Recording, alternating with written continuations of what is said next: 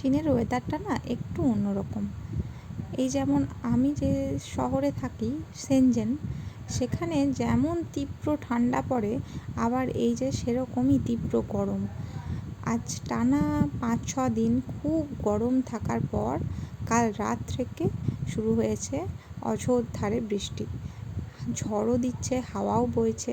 গাছগুলো আমার এই গরমে কীরকম একটা শুকিয়ে শুকিয়ে যাচ্ছিল, তো আজ বৃষ্টি পড়ায় বেশ আবার দেখছি টাটকা তাজা হয়ে গেছে। দুপুরবেলা ছেলেকে এখন ঘুম পাড়িয়ে দিয়েছি, তাই ভাবলাম যে এই যে লিভিং রুমটা এটাকে পরিষ্কার করে নিই, কারণ খেলনাগুলো যদি পড়ে থাকে বিকালবেলা ঘুম থেকে উঠে আর কিন্তু সেগুলো নিয়ে খেলতে চাইবে না, তখন এদিক ওদিক করতে থাকবে। তো এই যে ওজন মেশিনটা এখানে আছে, ফ্রাইং প্যান, ওর বই খাতা সব জিনিস নিয়ে ওর দরকার। নিজের খেলনা নিয়ে খেলে কম, আর বাড়ির জিনিসপত্র নিয়ে ওই যে যেমন ফ্রাইং প্যান, খুন্তি, হাতা এসব নিয়ে খেলে বেশি।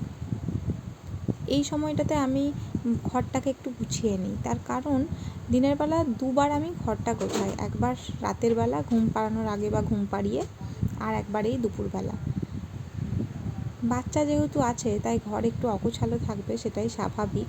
এই যে এখানে আমি খেলনাগুলো রেখেছি, খুব কোমরে পায়ে ব্যথা হয়ে যায়, হাতে ব্যথা হয়ে যায় এই সারাদিন ঘর গোছাতে গোছাতে, ঘর পরিষ্কার করতে করতে। কিন্তু আবার মনে হয় যে ওই যে সময় খুব তাড়াতাড়ি পেরিয়ে যায়। আর তো কটা দিন পর যখন স্কুল যাওয়া শুরু হয়ে যাবে, যখন বাড়িতে কম সময় থাকবে, তখন হয়তো এই সময়টাকেই মিস করব।